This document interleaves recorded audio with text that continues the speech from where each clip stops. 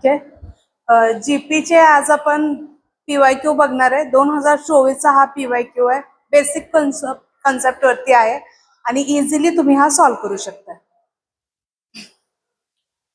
बघ, क्वेश्चन पहिले carefully read करा. काय काय इन्फॉर्मेशन दिली आहे बघा आपल्याला. काय काय दिले बघा क्वेश्चन मध्ये. In an increasing GP. Increasing GP म्हणजे काय असेल, जी आर ची व्हॅल्यू आहे, आर ची व्हॅल्यू पॉझिटिव्ह असेल आणि काय असेल, होल नंबर असेल. ठीक आहे.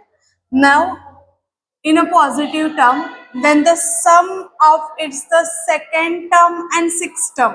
म्हणजे काय दिलेलं आहे, सेकंड टर्म आणि सिक्स टर्म यांची ऍडिशन दिले 70 divided bye 30 and the production of its the third term and the fifth term. Third term A3 आणि फिफ्थ टर्म A5 हा किती दिलेला आहे, यांचं प्रोडक्शन दिले ना आपल्याला.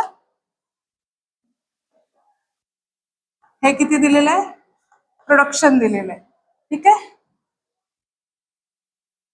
Then the sum of the fourth term, six term आणि एट टर्म हे आपल्याला विचारले. गिवन इन्फॉर्मेशन आहे आणि काय दिलंय ते पण माहिती आहे. आता सगळ्यात पहिले आपल्याला काय फाइंड आउट करायला लागेल, जो दिलेला इन्फॉर्मेशन आहे त्याच्यावरून आपण ए आणि आर ची व्हॅल्यू फाइंड आउट करूया. ए आणि आर ची व्हॅल्यू मिळाली की बाकीचं आपल्याला सगळं इझिली फाइंड आउट होतंय. सो चेक करा. सगळ्यात पहिले काय होणार, दिलेली काय काय इन्फॉर्मेशन दिले. A2 plus A6 is equal to 70 divided by 3. सांगा A2 चा फॉर्म्युला. A2 काय असणार आहे, AR आणि A6 AR⁵ यांची ऍडिशन दिलेली आहे 70 डिवायडेड बाय 3. याच्यातून जर मी AR कॉमन काढले, राहिले काय 1 प्लस R ची power 4 is equal to 70 divided by 3. हा मी इक्वेशन 1 म्हणून ऍज इट इज ठेवते. सेकंड इन्फॉर्मेशन काय काय दिलेली आहे आपल्याकडे, A3 इंटू A5 यांचं प्रोडक्शन दिलेलं आहे 49.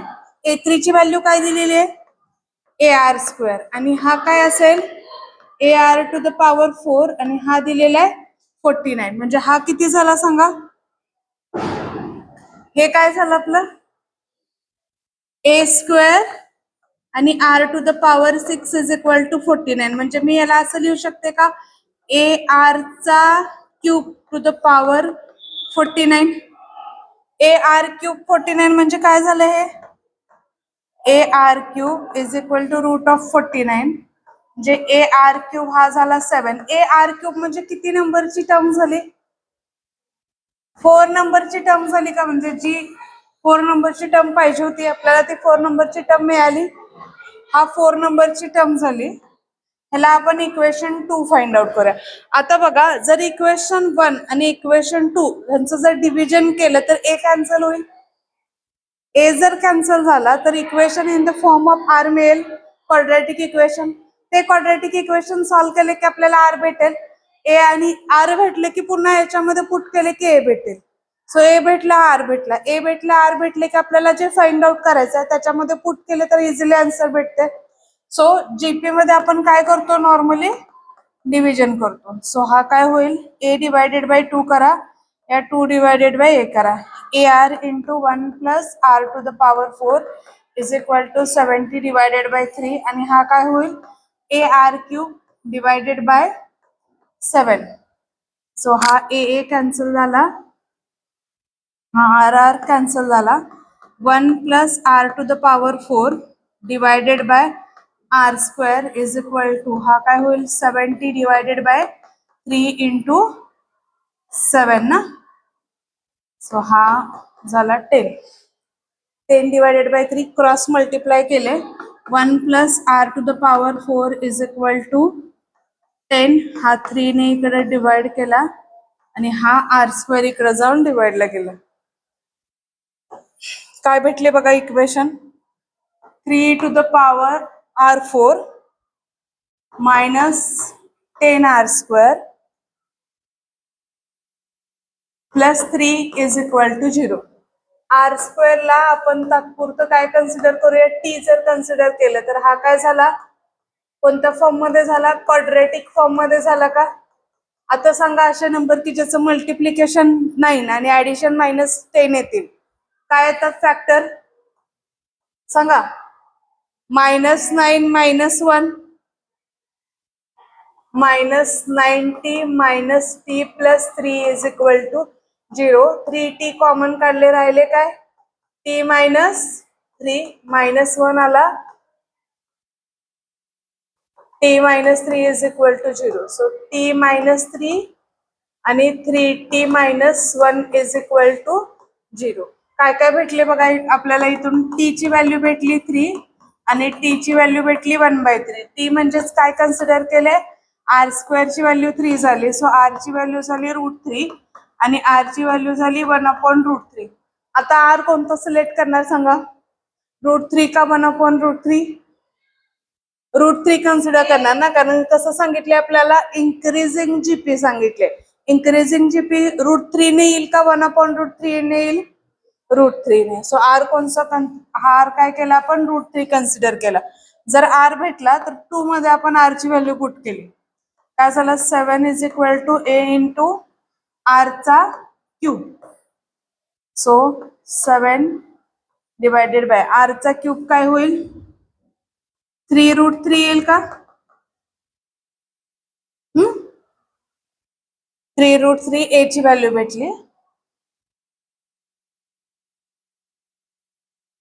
आता a ची व्हॅल्यू भेटली. आता a भेटला r भेटला r4 आहे. a6 आणि a8 ची टर्म फाइंड आउट करू शकता. a6 काय येईल ar⁵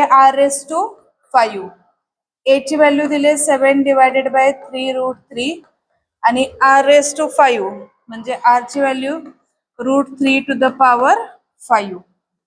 हा काय होईल 7 / 3√3 हा √3 × 3√3 हा कॅन्सल झाला. 3 × 7 7 3 जा 21. a6 आपल्याला काय भेटला चल बघा. जो क्वेश्चन दिलेला आहे त्याच्यामध्ये आपल्याला काय दिलेलं आहे एपी हा इन्क्रीजिंग पाहिजे. सो एपी आपण इन्क्रीजिंग घेतलेला आहे. त्याच्यानंतर सेकंड टर्म आणि 6 टर्मचे ऍडिशन 70/3 पाहिजे आणि प्रोडक्शन दिले A3 आणि A5 चं 14 आहे. आता ह्या दोन इन्फॉर्मेशन वरून आपल्याला ए आणि A4 नंबरची टर्म मिळाली. कॅल्क्युलेशन केल्यानंतर A4 नंबरची टर्म मिळाली. त्याच्यानंतर आपण इक्वेशन 1 आणि इक्वेशन 2 म्हणजे हे पहिले इक्वेशन आणि हे दुसरे इक्वेशन सॉल्व्ह केल्यानंतर जी टर्म येते त्या टर्मला आपण डिव्हिजन केलं. कारण ज्या वेळेला तुम्ही ईपी सॉल्व्ह करता त्यावेळेला आपण लिनियर इक्वेशन इन 2 व्हेरिएबल च्या मेथडने सॉल्व्ह करतो ऍडिशन आणि सबस्ट्रॅक्शन करून. पण ज्यावेळेला जीपीचे क्वेश्चन सॉल्व्ह करतो त्यावेळेला आपण डिव्हिजन करतो इक्वेशन नंबर 1 आणि इक्वेशन नंबर 2. त्याच्यामध्ये मोस्ट ऑफ 99% ए हा टर्म कॅन्सल होतो. तिथून आपल्याला क्वाड्रॅटिक इक्वेशन मिळतं in the form of R. So इथून आपण आर च्या व्हॅल्यू फाइंड आउट केल्या तर आर च्या दोन व्हॅल्यू आल्या √3 आणि 1/√3. क्वेश्चन मध्ये आपल्याला इन्क्रीजिंग जीपी दिले तर त्याच्यासाठी मी यूज केलं √3 ची व्हॅल्यू. √3 ची व्हॅल्यू आपण इक्वेशन हा जो इक्वेशन आहे इक्वेशन नंबर 2 जिथून A4 ची व्हॅल्यू आलेली ना त्या ठिकाणी पुट केली तर A ची व्हॅल्यू भेटली 7/√3. देन आपल्याला ऑलरेडी A4 ची व्हॅल्यू मिळालेली. A6 आणि A8 पाहिजे होतं. सो A6 ची व्हॅल्यू आलेली आहे 21 आणि A8 ची जी व्हॅल्यू आली आहे ती आपली कॅल्क्युलेट केल्यानंतर 63 व्हॅल्यू आलेली आहे. म्हणजे ज्यावेळेला A4 A3 आणि A8 यांची जर आपण ऍडिशन केली तर ही ऍडिशन किती येते 91. सो आपला ऑप्शन काय येतो ऑप्शन नंबर 2 91. नोट डाऊन करा.